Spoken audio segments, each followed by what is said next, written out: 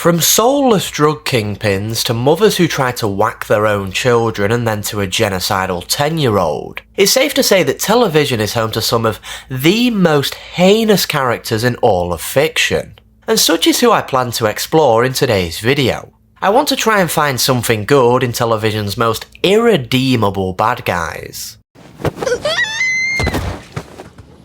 Now before I start this video, I do feel as though I need to make a few things clear. Firstly, I am not trying to find the good in any characters one might describe as morally grey. For example, a Tony Soprano from The Sopranos. As despite him being an obviously terrible person, he does do a lot of good throughout his time on the show. And so to try and find the good in his character would both be boring as well as easy. Any money should go to Bobby Bacala's kids. Rather, I want to explore the characters who are the worst of the worst, who make the likes of nephew murdering Tony Soprano look like a saint, the Marlo Stanfields and the Joffrey Baratheons of the world. But it's the other way. And secondly, I am not going to try and understand why these people are the way they are, as them having a reason for being evil doesn't necessarily mean that we've found some good in them. Rather, I want to go over specific acts that they have committed which we might consider morally commendable. For example, Eric Cartman from South Park rescuing a bunch of banned kittens from the DEA. Well, I suppose I'll get in just as much trouble for 4 cats as for 2. Come on. From cop-killing neo-Nazis to child poisoning high school teachers, the Breaking Bad universe is littered with evil characters. However, the one who stands out most to me is that of Better Call Saul's Lalo Salamanca, the man who will drink your coffee and inquire about your goats before butchering you in the home you've just welcomed him into. Quedó bien, ¿no? Muy guapo. Lalo Salamanca's heinous actions are as so. He used a young boy working at his home as a human meat shield when attacked by Gustavo Fring's assassins. He killed an innocent man in Fred because he inconvenienced Lalo in his attempts to get footage of the German engineer Werner Ziegler. He reminisces with Hector about the time they burnt down a hotel, as well as tortured the owner because he was apparently disrespectful toward them. He kills an innocent man in Howard Hamlin simply because Howard was in the wrong place at the wrong time. And last but not least, Lalo's most vile act, being that he upset Jimmy's fish by tapping on the fish tank explicitly after being told not to. You shouldn't do that, it upsets the fish. Now, despite Lalo Salamanca's evil deeds heavily outweighing the small amounts of good he does on the show, Lalo isn't entirely despicable. For starters, in Season 6 Episode 1, after Lalo kills the 2 smugglers who refuse to give him back his money after Lalo decided that he doesn't want to cross the border anymore, he makes sure that the rest of the people who were joining him in crossing the border get their money back. He also apologises for killing their ride into the USA. Lo siento, pero van a tener que encontrar otra manera de llegar al norte. Abuela, usted encárguese que todos reciban su dinero.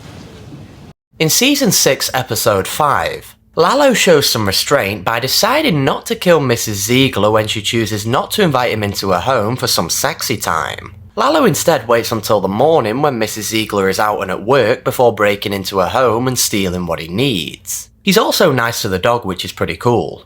After the slaughter that took place at Lalo's compound in Season 5 Episode 10, Lalo looked genuinely upset when he found out that his people had been killed, especially his cook Yolanda. In Season 4 Episode 9, when Lalo first sees his Uncle Hector after the accident, he looks absolutely devastated. After a moment, however, he swallows his sadness and puts on a smile for Hector, as he doesn't want his uncle to be in any more pain than what he's already in. Over the course of the show's 5th season, Lalo Salamanca slowly begins to take a genuine interest in Nacho Varga. He seems concerned for Nacho's safety when he's with Don Eladio, and he seemed a tad upset when learning that Nacho had betrayed him. Perhaps a small indication to Lalo Salamanca being not quite as soulless or inhumane as some of the other characters on the show. Mr. de Guzman has deep ties to the city of Albuquerque. The Sopranos, same as Breaking Bad, is riddled with monstrous characters. You've got the old lady killer in Paulie Walnuts, the prostitute and son killer in Ralph Cifaretto. The list goes on. However, the one heinous character who stands out most to me is that of Livia Soprano, Tony Soprano's mother, who I always just despised for the simple fact that she always knew exactly what it was she was doing. That's terrific timing. Right after the move on your son goes in the toilet. I don't know what you're talking about. She manipulated Uncle Junior into whacking her own son. What? What did I say now? She mistreated all of her children simply because she didn't want to be a mother, resulting in all but Tony being driven away. She was mostly responsible for creating the monster that was Janice Soprano. She ran over her own best friend, which many speculate she did on purpose. She was ultimately just a narcissistic personality, whose only goal in life was to wage psychological warfare on whoever was around her. Now, there are a few times on the show where Livia Soprano does actually do some good. In season 1, after Livia has a stroke, she begins to act rather polite and even friendly when alone with some of the nursing staff. She for whatever reason decided to hold on to Tony's belongings from when he was a child. Maybe you'd like to tell them how Ma saved all your childhood schoolwork and varsity leathers and none of mine are Barbara's. Multiple times throughout the show, Livia acts as though she cares and perhaps even loves her grandchildren in Meadow and AJ. Take for example the time she took a genuine interest in where Meadow was going to college. Or the multiple times she was ecstatic when finding out that AJ had come to visit her in the nursing home. And let's of course not forget the time she gave her grandchild that sound advice regarding psychiatry. That's nothing but a racket for the Jews. Livia's best friend in Fanny never had anything bad to say about Livia even after being run over by her. But other than that, Livia Soprano didn't do much good unless she was trying to manipulate some poor soul. You don't blame him for setting the fire? The Wire is home to some of the most soulless characters in television history. You've got the literal Grim Reaper in Chris Partlow, the rob your own mother's grave conman in Clay Davis. The list goes on. However, the most outright evil character on the show has to be that of Marlo Stanfield, the man whom Chris Partlow was, dare I say, slightly afraid of when he had to bring Marlo the news regarding Omar's escape in the final season. Marlo, wanna meet. So what you want us to do? Now, Marlo's list of evil deeds are as so. He orders the hit of an entire family, including the children, all because there was a rumour going around that somebody a part of that family might have called Marlo a name. He murdered a security guard who politely stepped to Marlo right after Marlo humiliated him in front of his face. He orders a hit of an innocent delivery lady whom he used as collateral to set up Omar Little. Him choosing to get the word out that Randy Wagstaff was a snitch served to be the beginning of the end for Randy. This action also resulted in an innocent woman nearly getting burnt alive. And last but not least, he didn't pay Kennard the $250k he promised to whoever killed Omar Little. It's cold, motherfucker. It's a cold world, Bodie. Now, as far as Marlo's good deeds go, and believe me, these are few and far between, he gives Bodie genuine credit when learning that Bodie had made a little something out of a shitty corner. I did good with this spot. You were right for hustler. Marlo didn't drink, smoke, or take drugs, and he even used a Johnny when he was doinking Stringer Bell's cousin. Multiple times throughout the show, Marlo was nice to his pigeons, and he even gave that slow kid in Nemo a job looking after them. It's good work. It's really good work. He looked genuinely happy when watching Chris Partlow hang out with his children. He also pestered Chris on numerous occasions to go to Atlantic City with him, and celebrate all that they've accomplished as a duo. We should celebrate. Yeah? Atlantic City. We done with this next resupply? You and me got some time and AC coming to us, don't we? And finally, Marlo deals with Michael Lee's stepdad better than any other institution does on the show. Where the police allowed that predator back into the home where he was graping Michael, Marlo ordered his goons to kill him, thus saving Michael and his little brother. You been inside? Man gotta bust his nut, know what I'm saying? I do. Game of Thrones, being set in medieval Europe, was destined to be full of scummy warlords and horrific child-murdering kings. You've got Joffrey Baratheon, who murdered his own wife-to-be's father right in front of her. You've got Ramsay Bolton, who fed his own baby brother to a pack of hungry dogs. The character who stood out to me, however, in regard to most evil on the show, was actually that of Tywin Lannister. The man who sentenced his own son in Tyrion to death even though he knew Tyrion was innocent. The man who ordered the murder and rape of Elia Martell and her children. He even had Gregor Clegane do the deed, which only adds to the horror. Before the events of the show, Tywin was furious that his son Tyrion had married a commoner. He lied to Tyrion, telling him that his wife was a prostitute. He then forced Tyrion to watch as Tywin ordered his soldiers to grape her. Even worse, he then forces Tyrion to do the same after. Multiple times throughout the show, he threatens to hang Tyrion's new girlfriend, Shae. The night before Tyrion's death, however, Tywin sleeps with Shae, exposing his hypocrisy. Man, Game of Thrones is home to some seriously evil pieces of shit, even by the Wire's standards. She's a child!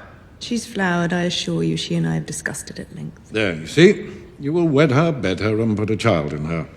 Now, as far as Tywin Lannister's good deeds go, he treats Arya Stark, who was his cupbearer at the time, rather well, feeding Arya and often having intelligent conversations with her. He even goes as far as to admit enjoying her company. Careful now, girl. I enjoy you, but be careful. Once Tommen becomes king, Tywin gives his grandchild some sound advice regarding being a ruler. One may even go as far as to say that Tywin was actually looking forward to being able to work alongside his grandson. Despite his obvious disdain for his son Tyrion, Tywin did at times value Tyrion's intelligence. He even promotes his son to serve as Hand of the King in Tywin's stead. You will serve as Hand of the King in my stead. And who can forget Tywin's most morally commendable act, being that he allowed King Joffrey to go to bed because he was tired after all those meetings with the small council. The king is tired. See him to his chambers. Dexter, the show about a serial killer hunting down other serial killers, was destined to house some of the strangest and most deranged characters on television. The most deranged has to be that of Arthur Mitchell, also known as the Trinity Killer. I am so thankful for you, Arthur. Shut up, cunt. The name Trinity was given to Arthur by Special Detective Frank Lundy, who when investigating Arthur learned that he killed in cycles of 3. His first victim would be a random woman who he was watching take a bath. He would later cut that woman's femoral artery to try and recreate how his own sister died. His second victim would be a random mother who Trinity would convince to jump off a building, in an attempt to try and recreate how his own mother died. And finally, he would find a random drunk man whom he would get into a fight with at a bar and then later kill. This was his attempt to recreate how his own father died. Fuck off, old man. Fucking pussy! There was actually a fourth, being that of a young boy who Arthur would bury under concrete. This was Arthur's attempt to recreate his own sort of spiritual passing, the one death out of the 4 that was never mourned. It's suspected on the show that Trinity had completed this cycle 30 times over. Without question, Arthur Mitchell is one deranged individual. Watching my sister take a shower. You were watching your sister. Now, as far as Arthur Mitchell's good deeds go, he frequently volunteered to work for an organisation called 4 Walls, 1 Heart. The organisation was responsible for building homes for the underprivileged across the USA. Now granted, he only volunteered because 4 Walls, 1 Heart served to be a good alibi, allowing Arthur to travel the country and carry on his killing cycles without raising suspicion. But he did still build the homes and people did still benefit from them, so Arthur in small moments displayed kindness and was friendly to strangers in public. A passerby might even go as far as to describe Arthur as a gentle, mild-mannered man, assuming of course he didn't kill them later on. It's okay, kiddo. It happens. What is that, strawberry? Arthur did initially try to help Dexter whilst he was still going by the alias Kyle Butler. Once he learned that Kyle was starting to have those dark urges, Arthur tried to save Kyle from living his life on the same path Arthur had lived his on. Arthur also attempted to take his own life when for a brief moment he was forced to come to terms with all the evil he had done. He even tells Dexter on his deathbed that unlike he, Arthur never took pride in what he did, and that if he could have stopped being a killer, he would have. Whether or not you believe Arthur in this moment, however, is up to you. Arthur could have been displaying genuine remorse, or he could have just been pitying himself as well as trying to manipulate Dexter. I prayed to be changed, to be made different. That's not trying. That's waiting to be stopped. It worked, didn't it? Homelander from The Boys is one of few characters from recent television that I feel will really stand the test of time. Now don't get me wrong, that isn't because Homelander is some likeable guy. In fact, he's the total opposite. And one might even go as far as to say that there is absolutely nothing to like about this character. He allowed a plane full of innocent civilians to just crash because, let's face it, he couldn't be arsed trying to land it. Okay, you take everybody one by one, you fly them to the ground. Come back 123 times?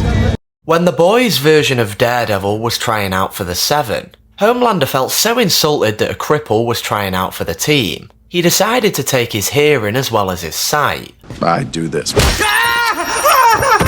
Homelander forces an innocent girl to jump off a building because he was upset that his Nazi girlfriend had committed suicide. He forced a shape-shifting Soup to pretend to be his ex-lover Madeline Stillwell. He would suck the Soup's nipples and force him to do all kinds of weird sexual shit before murdering him. And how could we forget Homelander giving a bunch of terrorists superpowers so to justify he and his cronies being allowed into the US military? Now, as far as Homelander's good deeds go, there has been a multitude of instances where Homelander has actually done what was best for his son. There was a time he escorted Ryan out of Planet Vought because his son was clearly getting overwhelmed by the hundreds of people there to see Homelander.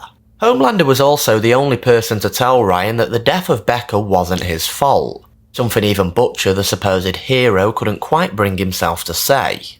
And how could we forget the time where he laser beamed that random guy for throwing a can at his son? He gave Stormfront a disapproving look when she was yapping on about white supremacy. Homelander has, regardless of his negative intentions, saved a fair amount of people. And to many he does serve as a beacon of hope, even though behind closed doors he is most definitely not. Other than what I've mentioned, however, there isn't much good when it comes to Homelander. But let me know down in the comments section if you noticed something I didn't. Eric Cartman from South Park is without question the show's most entertaining as well as potentially irredeemable character. One might even go as far as to say that Eric Cartman is one of, if not the most heinous child in all of television. He fed a young boy's parents to him in the form of a bowl of chili over a $16 dispute. Nya nya nya nya nya nya. I made you eat your parents. Nya nya nya nya nya nya. Eric used the great Cthulhu to travel the world and kill all of the people he didn't like. Yep, that's him. So long, Justin Bieber, you little douchebag! After watching Mel Gibson's The Passion, Eric Cartman attempts to exterminate the entire Jewish race. In one episode, he convinced Congress to lift the ban on stem cell research. He then convinced a load of women to abort their babies so that he could use the fetuses to make his own Shakey's pizza. He turned Kyle into his own slave by threatening to end the peace in the Middle East. Such, of course, would have resulted in the deaths of millions. And of course, Eric's most vile deed being that he ate all of the skin off of a KFC chicken and left the rest of the boys with nothing but raw chicken.